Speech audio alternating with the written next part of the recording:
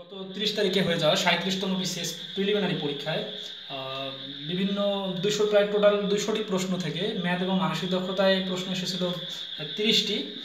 তো অন্যান্য পার্টগুলোতে প্রশ্ন অনেক কঠিন হলেও এই দুটা পার্টের থেকে যে প্রশ্নগুলো আসছিল সেগুলো খুব সোজা ছিল।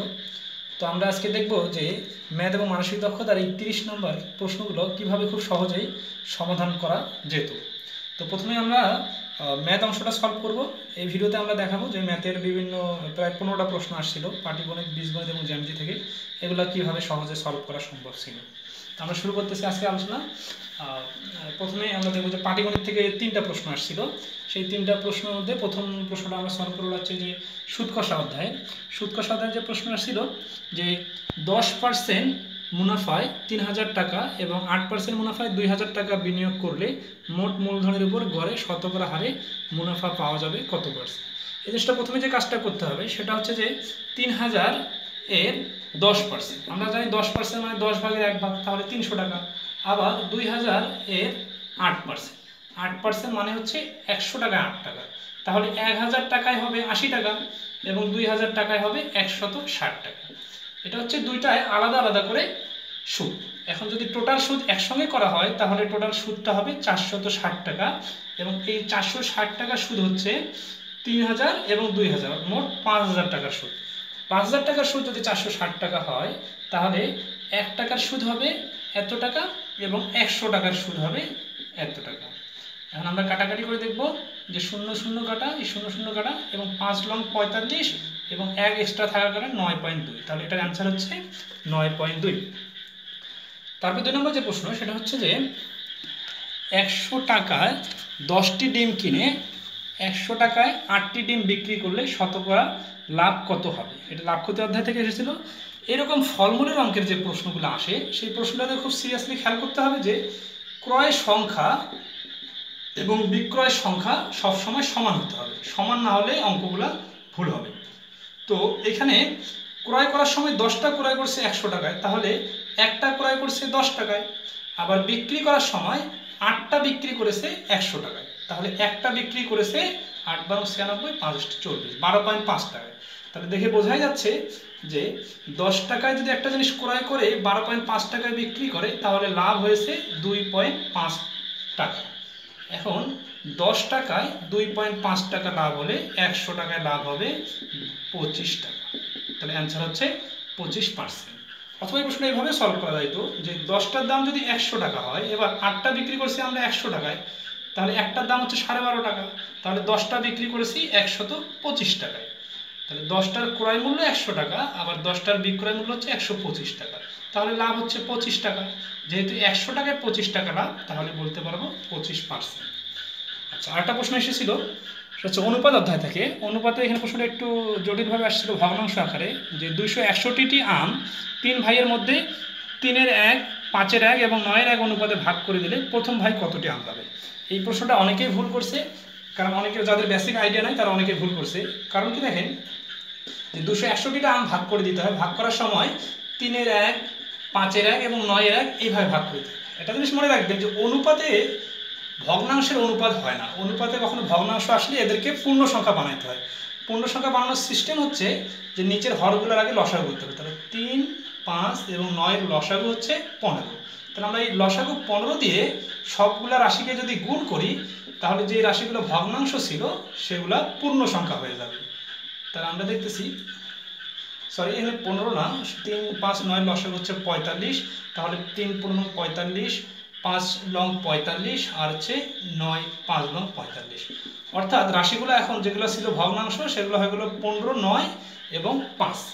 এখন আমরা যদি প্রথম ভাইকে দিতে চাই তাহলে একে এই 261টা আমকে সবার আগে ভাগ করতে হবে 15 আর 5 20, 20 আর 9 29। তাহলে 29 ভাগ যদি করি তাহলে হবে 29 আর 9 গুণ করলে হচ্ছে 261, অর্থাৎ এক অংশের মান হচ্ছে 9। তাহলে যেহেতু প্রথম ভাইকে 15 অংশ দিতে হবে, তাহলে অ্যান্সারটা হবে 9 × 15 = 135।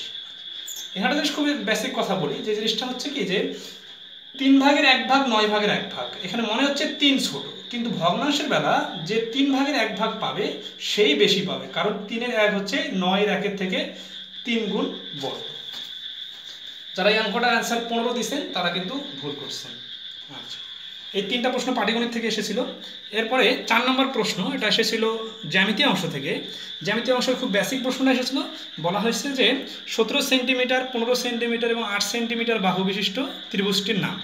তো আমরা একটু দেখি যে বাহু ত্রিভুজটা দেখতে আসলে কীরকম হতো। 17 সেন্টিমিটার মানে সবচেয়ে বড়, তারপর হচ্ছে 15, তারপরে 8। এখন এটা সমকোণী হতে পারে, আবার স্থূলকোণীয় হতে পারে কি না আমরা এটা প্রুভ করব। তো আমরা জানি যে সমকোণী যদি হতে চাই, এখানে অপশনটা দেওয়া ছিল যে সমবাহু, এটা তো হবে না কারণ অসমান, দুইটা বাহু সমান নাই, তাহলে এটাও হবে না। আচ্ছা, এখন সমকোণী আর স্থূলকোণের মধ্যে একটা হতে পারে। তো আমরা একটু দেখি যে যদি সমকোণী হয় তাহলে যে কাজটা হয় যে অতিভুজ স্কোয়ার ইকুয়াল টু লম্ব স্কোয়ার যোগ ভূমি স্কোয়ার। 17 স্কোয়ার মানে হচ্ছে 289 ইকুয়াল টু 8 স্কোয়ার মানে হচ্ছে 64 প্লাস 15 স্কোয়ার মানে হচ্ছে 225। তাহলে এই পাশে থাকবে 289 এবং ওই পাশে আমরা যোগ করে দেখতেছি 289 হচ্ছে। তাহলে আমরা পিথাগোরাসের সূত্র অনুযায়ী দেখলাম যে অতিভুজ স্কোয়ার ইকুয়াল টু লম্ব স্কোয়ার প্লাস ভূমি স্কোয়ার হচ্ছে। এটা হলে এটা অবশ্যই সমকোণী ত্রিভুজ। তাহলে এখানে উত্তর আমরা পেলাম সমকোণী ত্রিভুজ। একটা জ্যামিতি থেকে প্রশ্ন আসছে 6 নম্বরে, যেটা বলছে যে একটি আয়তক্ষেত্রের কর্ণের দৈর্ঘ্য 15 সেন্টিমিটার, প্রস্থ 10 সেন্টিমিটার হলে আয়তক্ষেত্রের ক্ষেত্রফল কত বর্গমিটার।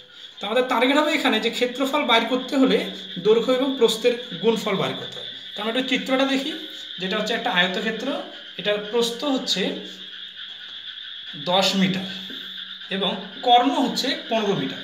তো আমরা জানি এখন আমাদের এটা দৈর্ঘ্য বাইর করে দিতে হবে। তো আমরা জানি যে একটা আয়তক্ষেত্রের কর্ণ যেটা, সেটা হচ্ছে সমকোণী ত্রিভুজের অতিভুজ এবং এই 10টা হচ্ছে লম্ব। তো আমরা পিথাগোরাসের সূত্র অনুযায়ী বার করি 15 স্কোয়ার ইকুয়াল টু 10 স্কোয়ার এবং এটার মান আমরা জানি না, ধরি এটার মান হচ্ছে এক্স স্কোয়ার। তাহলে দেখি যে এক্স স্কোয়ার ইকুয়াল টু হচ্ছে 225 মাইনাস 100 আর এক্স এর মান হচ্ছে √125 বা এক্স ইকুয়াল টু 5√5। কারণ এই 125কে 5 স্কোয়ার ইন্টু 5 বানানো যায়, এই রুট আর স্কোয়ার কাটা গেলে শুধু 5-এর উপর রুট থাকবে। তাহলে এখান থেকে আমরা পেলাম যে এক্স এর মান হচ্ছে 5√5, অর্থাৎ এই আয়তক্ষেত্রটার দৈর্ঘ্য হচ্ছে 5√5। তাহলে আমাদের যেহেতু ক্ষেত্রফল বাইর করতে বলছে, তাহলে আমরা প্রস্থের যে 10 এবং এই 5√5 গুণ করে দিলে 50√5 পাবো। অপশনে ঘ নম্বর অপশনে 50√5 দেওয়া ছিল। আচ্ছা, এখন আমরা দেখব যে 5 নম্বর প্রশ্নে যেটা বলছিল যে 13 সেন্টিমিটার ব্যাসার্ধ বিশিষ্ট একটা বৃত্তের একটা জ্যায়ের দৈর্ঘ্য 24 সেন্টিমিটার হলে কেন্দ্র হতে উক্ত জ্যায়ের লম্ব কত। তো এরকম প্রশ্ন সবার শুরুতে চিত্র আর্ট করতে হবে, চিত্র না আর্ট করলে আপনাদের সহজে পারা যাবে না। তো ও কেন্দ্র বিশিষ্ট আমরা একটা বৃত্ত ধরলাম, এখানে ব্যাসার্ধ হচ্ছে ও এ, মনে করি ওবি একটা জ্যায়, এই ওবি এর মাঝখানে যে বিন্দু এটার নাম হচ্ছে ডি, তাহলে ও ডি যোগ করি। তাহলে এখানে যেটা বলছিল যে 13 সেন্টিমিটার ব্যাসার্ধ, তাহলে আমরা দেখলাম ও এর মান হচ্ছে 13, জ্যায়ের দৈর্ঘ্য যেহেতু এ বি হচ্ছে 24, তাহলে 24কে আমরা মাঝখানে যদি ভাগ করি এ ডি এর মান হবে 12। এবং আমরা জানি যে জ্যায়ের মধ্যবিন্দু এবং কেন্দ্রের যে সংযোগটা এটা জ্যায়ের উপর লম্ব। তাহলে এখানে একটা আমরা ত্রিভুজ অঙ্কন করলাম, এই ত্রিভুজটা হচ্ছে সমকোণী ত্রিভুজ। তাহলে আমরা সমকোণী ত্রিভুজে এখানে পেলাম 13 হচ্ছে অতিভুজ ইকুয়াল টু 12 হচ্ছে ভূমি এবং এখানে এই মানটা আমাদের অজানা, তো এই মানটা রেখে। তো আমরা একটা সমকোণী ত্রিভুজের একটা মান আছে, সেই মানটা হচ্ছে 13, 12, 5, অর্থাৎ অতিভুজ 13 হলে লম্ব এবং ভূমি অবশ্যই 12, 5 হবে। তাহলে এখানে আমরা যদি কারো এটা জানা থাকে তাহলে সরাসরি দিতে পারবেন, অথবা ক্যালকুলেশন করলে দেখা যাবে যে এক্স স্কোয়ার ইকুয়াল টু হবে 25 এবং এক্স ইকুয়াল টু হবে 5। তাহলে আমরা বলতে পারি যে এই লম্বের দূরত্বটা হচ্ছে 5 সেন্টিমিটার। অপশনে 5 সেন্টিমিটার দেওয়া ছিল। এখন আমরা দেখবো যে বীজগণিত থেকে কিছু প্রশ্ন আসছিল। বিসিএস এর প্রশ্নগুলো সাধারণত সিলেবাস থেকে এখন হচ্ছে, তো সিলেবাসের অনুযায়ী 3টা প্রশ্ন পাটিগণিত থেকে পেলাম, 3টা প্রশ্ন জ্যামিতি থেকে, এখন যে বাকি 9টা প্রশ্ন এর মধ্যে বীজগণিত থেকে এসেছে। তো বীজগণিতের 7 নম্বর প্রশ্নটা ছিল 2 অঙ্ক বিশিষ্ট একটি সংখ্যা অঙ্ক দ্বারা স্থান বিনিময়ের ফলে 54 বৃদ্ধি পায়, অঙ্ক দুটির যোগফল 12 হলে সংখ্যাটি কত। তো এই ধরনের প্রশ্ন লিখে করতে গেলে অনেক সময় লাগবে, তবে আমরা যদি অপশন ধরে করি খুব দ্রুত করা যাবে। তো একটু মাথায় রাখতে হবে যে সংখ্যাটা স্থান বিনিময় করার পরে 54 বৃদ্ধি পেল, তাহলে অবশ্যই বৃদ্ধিপ্রাপ্ত হওয়ার আগে ছোট ছিল। তাহলে এইখানে 75 এবং 93 নেওয়া যাবে না, এই কারণে যে এগুলা স্থান বিনিময় করলে ছোট হয়ে যাবে। কিন্তু আমাদের প্রশ্ন অনুযায়ী স্থান বিনিময় করলে সংখ্যাটা বড় হয়ে যাবে। তো আমরা দেখি 57 যদি স্থান বিনিময় করে তাহলে 75 হয়ে যাচ্ছে, এটা 54 বড় হচ্ছে না, তাহলে অবশ্যই আমাদের অ্যান্সারটা হবে 39। আমরা একটা প্রুফ করি যে 39 যদি স্থান বিনিময় করে তাহলে হয়ে যাবে 93, এবং 39 ও 93 এর মধ্যে ডিফারেন্সটা হচ্ছে 54। তাহলে আমাদের অ্যান্সার হচ্ছে গ।